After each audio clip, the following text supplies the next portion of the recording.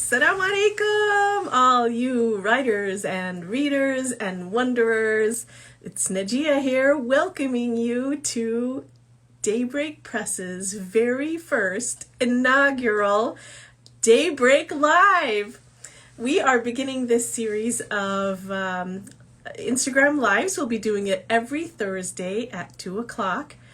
The first section that we're going to do is a section of highlighting all of the winners from the Daybreak Press Book Awards from 2021. So we're going to talk with them about how life has been since they won their award, how the award has affected their ability to get audience, to meet their audience, to kind of connect and build their tribes.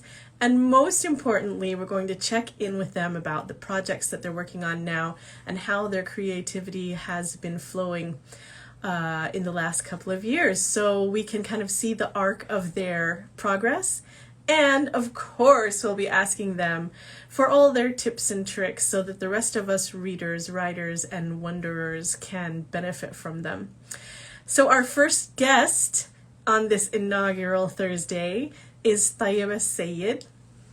Tayyaba hails from Chicago, Illinois, where she lives with her family, and she has been a writer for, oh my gosh, like well over a decade. But she didn't start out writing books. She started out writing articles.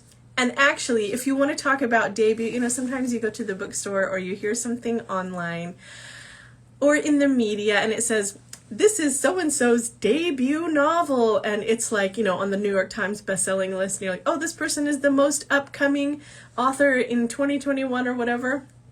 So somebody really begins their career with a splash. Tayyaba Syed is one of those because her very first foray into journalism was on NPR. Okay, so she doesn't play. She gets the job done.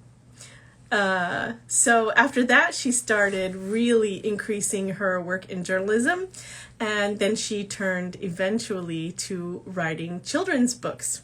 Oh, there she is. Assalamualaikum. Alaikum salam. Okay, so you're here now, but I'm not done talking you up, so... No, it's okay. You can stop. We're good. You can stop there. Wait, I have to tell them the secret. Okay, go ahead. When I first started working with Tayyaba, it was 2014, and she had no social media whatsoever. And she was so humble and so modest, and she was like, no, I'm an introvert. No, I'm just not comfortable. And I told her, listen, you have to. And this is how we market, and this is how we do whatever. And she was like, all right. And then she just went, and she took over social media, and she is like, now she's the guru that we all go to find out how to successfully market and connect with our readers. So, Tayyaba, anything else you would like to say before we start? Thank you for having me. I'm excited to be here. All right. So my first question is, how we all remember where we were at certain momentous times, When I was growing up, it was JFK. Where were you when JFK was assassinated? So, and then there's other wonderful things that we mark the passage of time by. So I'm going to ask you, where were you when you found out that you had won the Daybreak Press Book Award? Or Hafsa, by the way. Do you have Hafsa's Kisses? Can you I do. Hafsa's Kisses! Yay. Okay. I actually read it to a bunch of elementary kids today. I went to a school. So it was the funniest when I finished. They said, that was so good. And when the preschoolers tell you that, you got a good book on your hands. So yes, you have found your audience, and they all get fired. So I have 3 kids, and a lot of my time is spent in the car chauffeuring. So I was actually waiting for Hafsa, who the book is inspired by, my little one, in her school pickup line, and you have to get there 45 minutes early to get a spot. So then I just parked my car and I was checking my email, and I was like, oh my God, I got the the book award and nobody to celebrate it with because I was alone. So yeah, alhamdulillah. But I told Hafsa as soon as she came in the car, I was like, "You won an award! This is your award!" So she was, like I've been taking her with me a few places, especially this week. I took her to my faith club. We made like greeting cards for the community members, and then we went somewhere else yesterday, and everybody knows her, and they're like, "Oh, you are Hafsa from Hafsa's Kisses," and she's completely opposite of me, and she's like, "Yeah, that's me. Like, I don't want to talk about it, okay?" Like, I created a monster. It was like, no autographs, no autographs. Oh my gosh, it's so much fun. All right, so tell us about how the award how has been your experience of having a book that's an award winner, although I know that you already had a previous book that was an award winner as well. Wasn't Blessed Bananas also win awards? Yes, mashallah, that one did really well too. So it was, Hafsa's Kisses kind of was something that we hadn't planned for. Like that was not in my queue of what I wanted to publish next. And so it was one of those books that kind of organically came about, and it was just meant to be. It was meant to be out in the world and shared. And I think it's originally we had come up with a totally different title. And it was supposed to be like something like Pucker Up or something like that. And one of my friends, she was like, "But the story's about Hafsa. Why wouldn't you have Hafsa's name on the cover?" And I thought about it, and it hadn't even occurred to me to put Hafsa's name like as the title. I mean, she's on there as the one who inspired the story, but I wasn't gonna name the book after her. But one of the greatest pluses of this book has been the fact that when Muslim kids see it, that's what they're drawn to even more is the title because it's a Muslim name. And they're like, "Oh," and then even today, I'd be like, in the author visit I did at the school today, I was like, "Does anybody have any questions for me?" And but the kids just kept raising their hands, no questions, comments, of course, right? But they're like, "Oh, I have a sister named Hafsa. I have a cousin named Hafsa. I have a friend named Hafsa." And so it's something to let them see themselves in this book, and then receiving the Daybreak Award just kind of seals that, and gives it that stamp of approval that this book is meant to be for everybody. And I'm really, really grateful for that, but especially because Muslim kids can see themselves in the story. And this one isn't very what's the word that I'm looking for? Like openly Muslim. Like my previous book, Blessed Bananas, like I call it a Muslim fable, and it has a very, preachy tone to it. But this one, it's very, just there's illustrations in there. It's a Muslim family that's depicted, but there's nothing like predominantly Islamic about the book. So, yeah, I was just really, really happy to receive the award. And Hafsa, I was there in October for the literary conference. I wanted to bring her, but I couldn't. But I wanted her to receive the award. But as soon as I got back, I put the medal on her, so she keeps it in her room. Yeah, alhamdulillah. I was going to let you know, I don't know if you're seeing the comments, but people are saying things like, "My kids read all of your books and they love them. Bless you so much." Oh, I didn't see the comments. Oh, that's great. Alhamdulillah. Yeah. Thank you, everyone. That's exciting. All right, so Hafsa's Kisses came out during the height of quarantine. So I was wondering, was that something that you did like, okay, well, we're in quarantine, I gotta do something, let me do this? Or was it something that, how was the experience of writing and launching a book during the pandemic different than it would have been if it hadn't have been pandemic times? And did you feel there were any obstacles or hidden blessings in that? How did you experience that?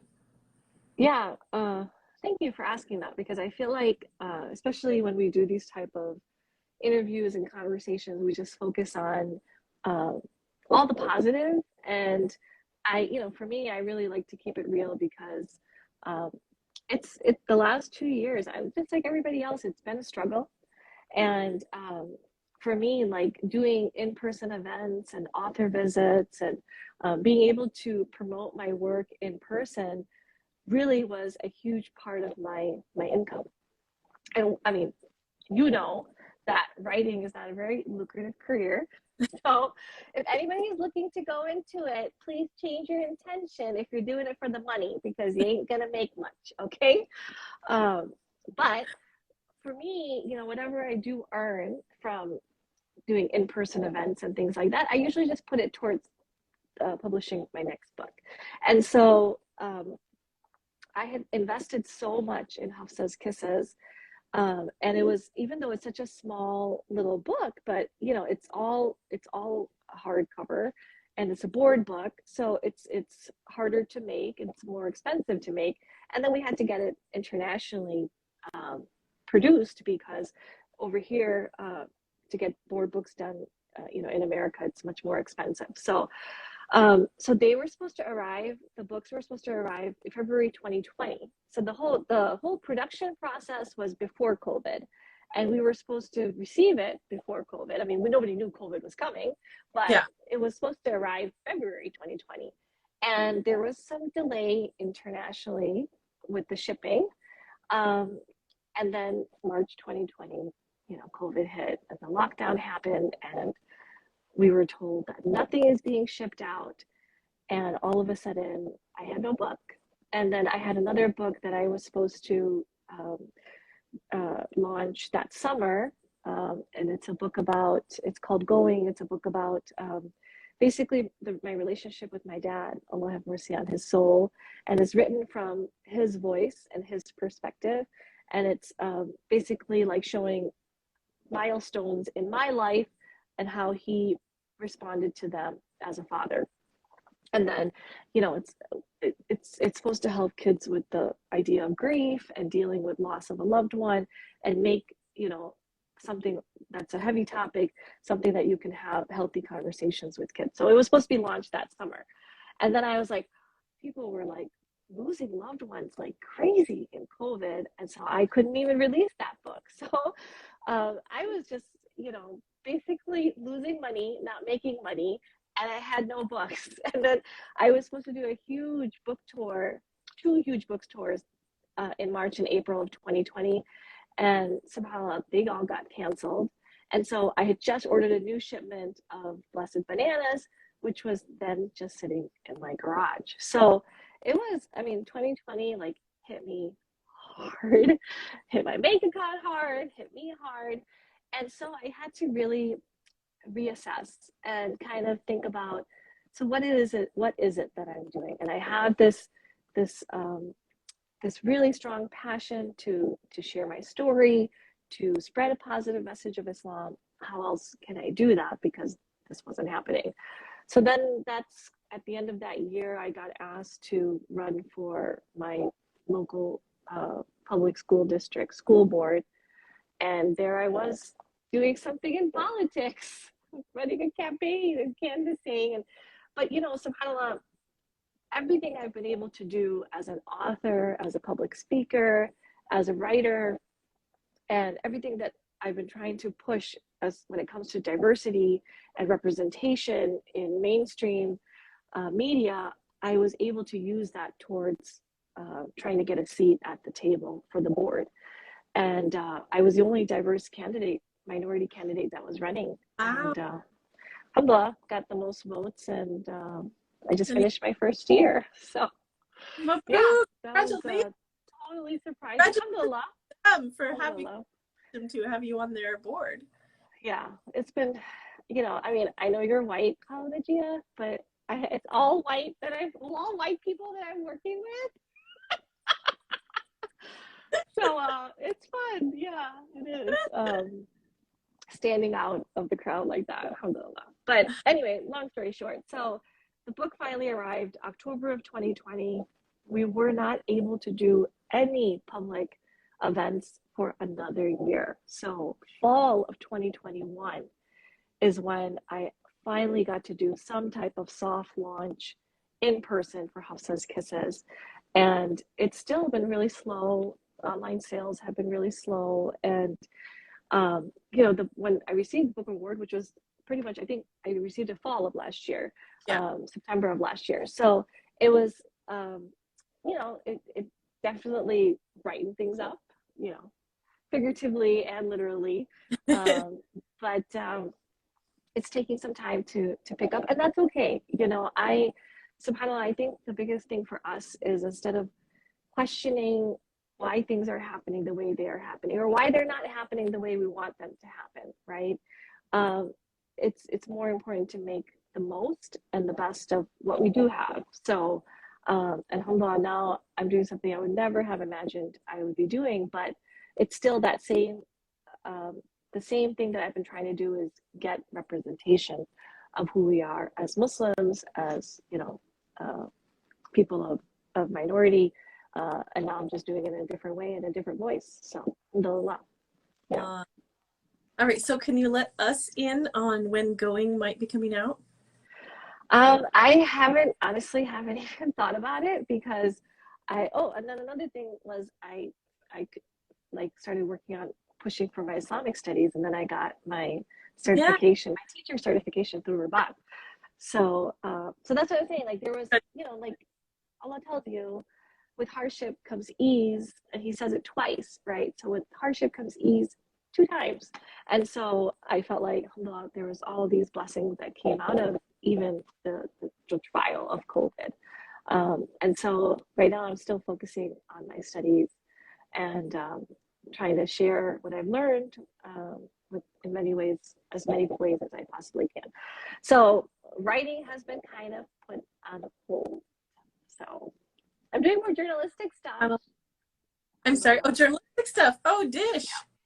Yeah. I'm still writing for different magazines and publications. So, which is, kind of where I started anyway. So my husband's always like, can you just make up your mind, like, what you want to do? And I'm like, no, I'm just constantly evolving.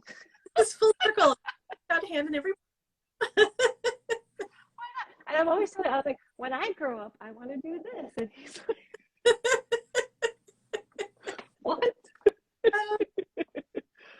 Yeah.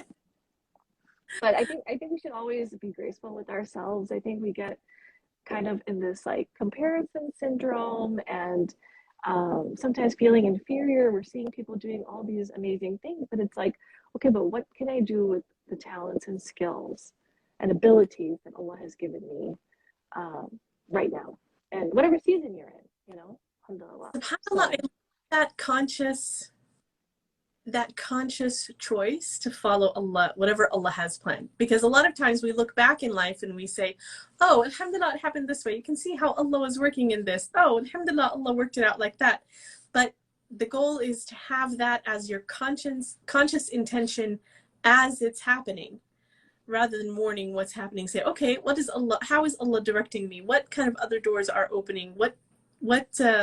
How is Allah getting me to a higher place than I was before, that I couldn't even have imagined? And how can I take advantage of those opportunities, rather than, look at all these opportunities that have been closed. SubhanAllah. It's hard to do it. SubhanAllah. You summarized it just right, SubhanAllah. I'm really interested in your talk about inspiring people to notice, appreciate, and uplift the little things in life. So, like, there's a quote that says, the purpose of fiction is to make the ordinary extraordinary, and to make the extraordinary ordinary. So that's like, like Ray Bradbury's story about the kids on Mars. Like, the kids went to sleep with their spiders, and, it's a totally different environment, but we're going to make it ordinary so that you can relate to it.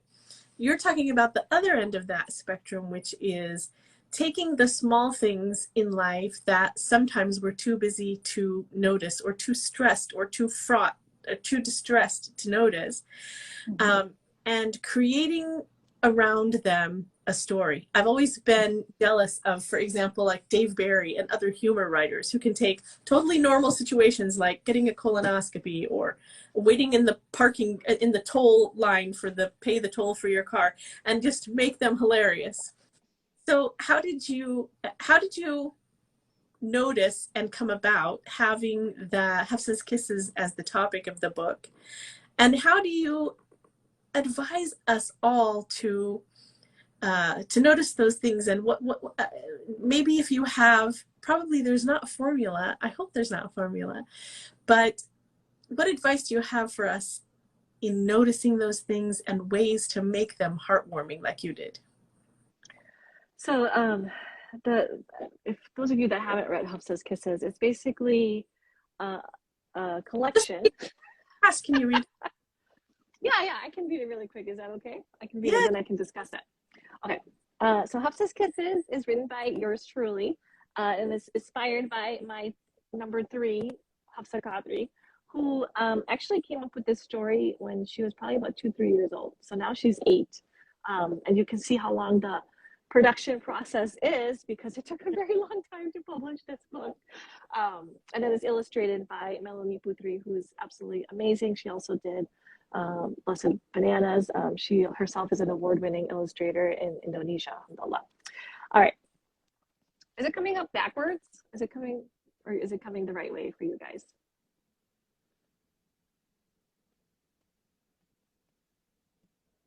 Is it okay? Are we good? Oh, no. Yeah, it is. Can you hear me? Yeah, I can hear you. I just Okay. wanted to know if it's showing up backwards or you can see it. Yes, it is backwards. Okay. Well, we'll do the best we can. All right. I love to give kisses. That's what I do. It's my way of showing I love you. I can't read backwards. I have to wake up and brush my teeth so I don't kiss my mommy with a stinky treat. This is a true story, guys. My daddy's beard sure does tickle, and my milky kisses make him giggle. I love to eat spicy chips and kiss my brother with my orangey lips. After I pray every single day, I send happy kisses my grandparents' way. Whenever I eat a yummy lollipop, my super sticky kisses just don't stop. When my big sister and I meet, I make sure my kisses are extra sweet. Even I need boo-boo kisses when I fall, but the best kisses are for no reason at all. And there you have it. Aww. So, you know, the funny part was that this book kind of manifested into reality because Hafsa ended up falling very badly back in January and while trying to learn how to roller skate, and she broke her leg. So she was definitely surrounded with a lot of boo-boo kisses for 2 months. SubhanAllah. Anyway, That's her. yeah, so that was like that was her thing. Like she's super affectionate. She still loves to give us kisses. Sometimes we're just like, please, enough. You know, that's good. We're good. But especially when she was little, she'd come at us with these gross kisses, and we started naming them. And like I said, she was only like 2, 3 years old, and she was like, "Oh, Mama, wouldn't that be a funny book?" And lo and behold, that was the idea. And majority, you know, I've been able to write for over 20 children's books, and a huge percentage of the ideas have been inspired from my own children, from my own childhood. You know, this Ramadan, I was doing a lot of, alhamdulillah, I was able to start back up doing in-person events. So I was doing a lot of Ramadan programs for kids, and I would always start off sharing this really simple story from my own childhood of when I first found out what Ramadan was. And it was just, you know, my little sister told me one morning that she got up in the middle of the night, and my parents and my older sister and brother were up eating all this delicious food. It was still dark out. And I was like, you're a liar. Like, why would they do this without us? This is not possible. And so, you know, this simple story from our own childhood, like audiences were loving it everywhere. So, you know, to answer your question, it's like really being able to find that extraordinary in the ordinary and seeing like we all have beautiful experiences and they're shared experiences, right? for me, like a lot of my work is relatable because I know that um, reaching people at a human level is sticking to the basics, right? Like really keeping it as relevant but relatable. And to do that, it's the common, right? Like I'm not gonna sit here and tell you, okay, this is how you're gonna publish a book, but what I can tell you is this is how you make the most of every day and making the most of your talents and skills. And like with my own kids, when I the first thing I the first real like big presentation that I did, I went to Qatar to present a paper at Georgetown University, and that was probably like the scariest thing I've ever done. And I was presenting, a paper on Fatima al-Fahri to like a room full of academics from around the world, and the whole time I kept thinking that I have imposter syndrome, like somebody's gonna call me out. But I was passionate about the story of Fatima al-Fahri and how she founded the oldest university in the world of Al Qarawain in Fez, Morocco. And those people had never even heard of her. And so it was, something that I felt passionate about and I felt sharing. But the part of that story I want to focus on is that on the way back, I was away from my kids for 5 days. I left on Hafsa's second birthday. I weaned her the night before. Like it was pretty traumatic, okay? Oh, And this was the first time I had been away so long from my kids and my husband. And, my older sister had gone with me. And on the flight back, she was like, now you can like apply here, go here, speak here, like you can do this. And I was like, um, I got to experience that, but I'm good. Like I'm good. Like I really like um, it brought me down to this level of being grounded. Of I'm so grateful that I'm a mom. I'm so grateful that I have kids that need me. It was just a perspective that I needed. And I made that on that flight back. I was like, Yalla, if you want me to do this work, please don't let it be separate from my kids and my family. Let them be a part of this work instead of in spite of it.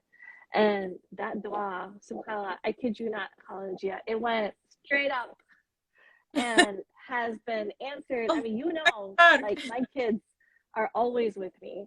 And so I have to pay attention to the ordinary. I have to make the most of it because I'm so grateful for it. Alhamdulillah. I'm so grateful for it. And that's how you reach your audiences. That's how you reach people is not through living this like unattainable, glamorous lifestyle. Most of my things that I share on my social media are very basic. What I'm cooking, what I'm eating, where I'm going with my kids to the library or whatever. Like it's nothing exciting, but it's something that connects me to my audience. And I think that's what's important is that always keeping ourselves grounded and grateful and seeing the blessings in everything we have. Alhamdulillah. I really am enamored of the way that you have always included your kids in your goals. It's not just that they're there physically present, it's that they're part of the process, they're part of the whole machinery of your career, for lack of Yeah. being able to find a better word. So they feel that buy-in, they feel that camaraderie with you that is so rare. Like I know from the beginning you've taken them with you, you take them with you when you speak, you take them with you when you travel, and so Hafsa, had she felt comfortable and had the idea to say, wouldn't this make a great book? What other 2 or 3 year old would say such a thing? Like of she's part of your career, and your career is part of your life in a way that's really blessed. And inshallah, I know that you have lots of great advice, but for me, that would be the biggest, greatest, most insightful piece of advice that I see from your life. Alhamdulillah. I think we tend to, I don't know, I don't want to use the word shame, but it's like this idea of like, oh well, I'm just at home with my kids or I'm just a mom. And it's really like we really need to get away from that narrative. I remember I was being invited to speak at a school in Houston. Hafsa was probably, she was a toddler. She was 2 or 3 years old for sure. And the principal really wanted me to come. She wanted me to do a workshop for her teachers. And so she's like, how can we get you to come? And I said, I'm sorry, I won't be able to. I have a little one. And she said, okay, but how can we make it work? And so I said, I mean, somebody would have to watch her while I'm presenting. And she's like, okay, I'll watch her. And so she actually picked us up from the airport. We stayed at her house. And then the next morning, she watched Hafsa in the preschool room, entertained her while I taught her teachers. And so I think it's really important for us to, one, accept the season that we're in and to make the most of it, but not be ashamed of it, not think of it as a hindrance, but to really be open and honest of, this is who I am, this is what I can do. And honestly, like, people will support you. People, like, that was, another mother supporting another mother, because this work is so important, and valuing your work, valuing other people's work, and being there for each other. I think it's really important. So yeah, it's always been like that, where I can take her with me. She's most of the time sitting in the audience. She's selling books with me, and with my kids, my older two, my oldest now, she's 17, and my son, he's 14. Usually they're doing the puppet show with me. And so my dad was really big about putting us in uncomfortable situations so that we never felt less than. And what I mean by that is it's this idea of having not like an ego, but confidence in who we are, right? We already know we're different. We already know we stand out, but who are we? We are representatives of God. And so it's just owning that, accepting that, and making the most of it. So like, here my kids are doing, I mean, a puppet show, as crazy as that is, and kids today, they're so shy. They have to, like, my kids have to have uncomfortable conversations. They have to meet new people. It's like constantly we're adjusting. We just did a huge tour in Michigan. We were staying at different people's houses. And so, they have to learn to have conversations with adults and little kids. They have to learn business, learn how to deal with money, learn how to, have business transactions. Like, these are all life skills that I don't think I could teach them on my own. And same thing, like, my mom lives with me a few times in the year, and they'll make her tea. She's a huge fall risk, so if she falls, they'll pick her up. They'll help her, they'll serve her dinner, and these aren't things that they're gonna learn from me. So Yeah. those are things that I can't teach them. School, but right? they need to learn from experiences. What? Sorry, what did you say? Your kids go to public school, right? So it's not like you homeschool, and you usually, I think of these things as a benefit of homeschooling, like intergenerational socializing, and kind of building and maintaining that comfort with dealing with all of those different situations. So subhanallah, for all of us whose kids go to school, it doesn't have to be just homeschoolers who can nurture those kind of situations. You can always find some way to, even if you're not an author or a business person yourself, you can find a way to expose your kids to those kind of situations where they can grow. Yeah, I agree. All right. So where can we find you on the old social media? I am probably the most active on Instagram. It's my safe space of sharing and exposing my vulnerability as much as possible. Like you said, how hard this was for me in the beginning. It's still really hard. Like, it's still something that I have to, like, step out of myself and do. But again, it's Never know. I mean, somebody messaged me the other day, and I've been just sharing a lot more videos, and she's somebody that I really look up to and I respect, and she was like, it's so important what you're doing, because there's so many women that need to hear what you're saying. And so it's those constant reminders of, like, okay, it's not going into a black hole. Somebody out there, even one person. And when you study social media marketing and really, like, try to understand this beast of what social media is. And Dr. Tamara talks about, you know, digital religion and the importance of having Yeah. an online presence for dawah. But that was my intention when I started, was to use it as a means of dawah, whether it's my writing, whether it's my speaking, whether it's my social media. Um, and so, you know, when you study social media marketing, they ask you if you had one person that you were trying to reach, like who is that one audience member that you are trying to reach? Like instead of trying to think of like, you know, thousands of followers and having this huge audience, just pin it down to one person. Who is that person that you are trying to reach, to connect with, and you know, build some type of bond with? And so that really helps. Being No. on social media is looking at it. Okay, there's just, even if I can touch one person's life, I've done my job. So pretty much Instagram is my main forte, I guess you could call it. What's And then I'm Tayyaba writes. I'm also on Twitter, but I'm not that active. I don't know. I feel like Twitter is the world wide web that I just get lost in. I cannot figure it out for the life of me. I post here and there, but and Facebook too. But the main place you can find me is on Instagram.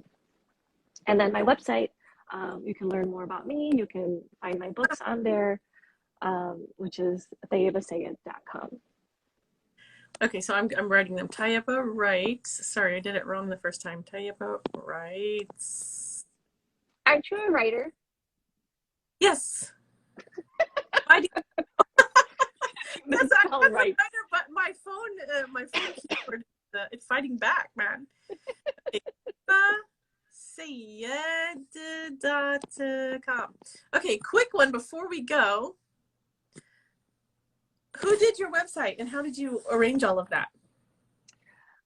So I had a friend of mine that had helped me launch my website initially, and so that when if you're looking to get out there as a writer, as an author, the things that I say that you always need in the beginning is website, a nice professional one. And you know, a lot of times when schools are looking into who I am, it's my website that sells me, Yeah.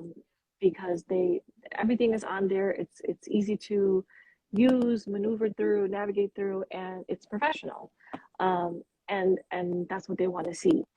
The second thing I recommend is to have business cards. Like, I was just actually at a restaurant the other day. Somebody randomly came up to me and asked a question about helping her daughter get connected to the community here or something like that. And I was like, well, here's my card. Like, please, you know, have her contact me. You should always have business cards, even though it seems like something, you know, having a physical copy of your contact information, but it's still needed. And then the next thing I recommend is a one sheet, which is basically your resume on steroids. And it's two-sided, but it's called a one sheet because it's one piece of paper, and you have really nice action photos of yourself, and then your bio and the services or skills that you offer. I wouldn't put any pricing or anything like that, but just your contact information, what you do, and what you're about. And that's it. Those are the three things that initially really you should invest in. And of course, then on social media, before you publish, you should have a reader base. So then when you do have something published, you already have an audience ready for you. So that requires, you know, stepping out of your comfort zone and really literally putting your face out there, which I know is scary, but nobody, you know, people aren't going to know who we are until they see us. And that's one thing I realized being at the board, is that if we're not at the table, they're not even thinking of us. It's not even intentional. It's just, Yeah.